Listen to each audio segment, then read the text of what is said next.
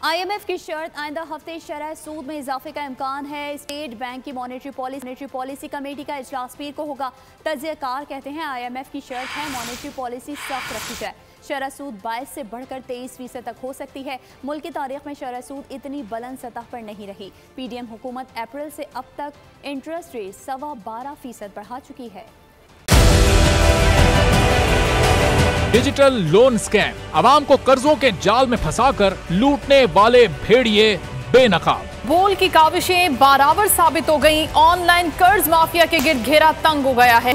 बोल ने दिया अपने आवाम का साथ, उठाई इस स्कैम के खिलाफ आवाज। बोल की डिजिटल लोन स्कैम के खिलाफ आगाही मुहिम की सबसे बड़ी ट्रांसमिशन 59% आवाम ने देखी अपनी स्क्रीन पर, क्योंकि बोल है पाकिस्तान का नंबर 1 न्यूज चैनल। सब्सक्राइब करें और बेल दबाएं ताकि कोई खबर रह न जाए।